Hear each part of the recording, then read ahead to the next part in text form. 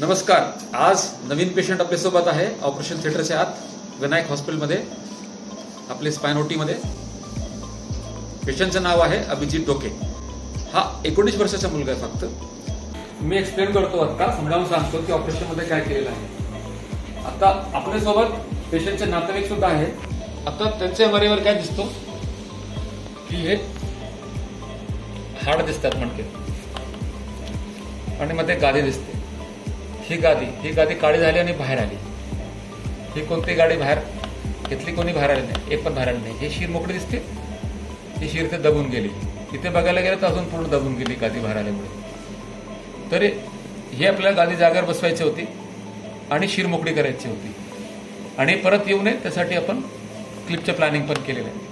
आता ऑपरेशन संपलेलं आहे, आत्ता संपलंय. अभिजित अजूनही पालथा आहे, अजूनही सळ करायचे आपल्याला आणि बाहेर काढायचे.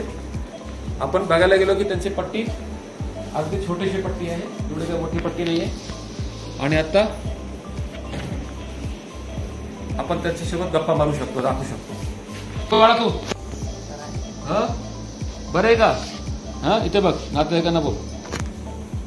कसं वाटतं तुला? हा, नातेवाईकांना बोल. कोण आहे? मामा आहेत का?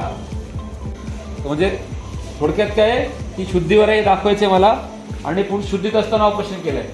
आपण बोलत होतो ना ऑपरेशनच्या वेळेस, तर ह्या पद्धतीने नातेवाईक सोबत आहेत, त्यांच्यासोबत गप्पा मारता मारता ऑपरेशन चालू होतं. जेणेकरून पेशंटला पण टेन्शन नाही आणि घरच्यांना पण टेन्शन नाही. आणि पेशंट शुद्धीवर होतं, म्हणजे संपूर्ण भूल दिली नाही, जेणेकरून काही रिस्क नाही आणि मग श्वास बंद करायची गरज नाही, दुसरा काही जीवाला धोका नको. ते सगळं आपण जपून काम केलेलं आहे सगळं. ओके, इथे सांगा जरा. ओके सर, तुम्ही अभिजितचे मामा आहेत का? हो, ते म्हणतात माझे मामा आहेत. चला, ओके ओके ओके, नमस्कार, बाय. बाहेर काढतो ऑपरेशन थिएटरचे. Okay okay okay.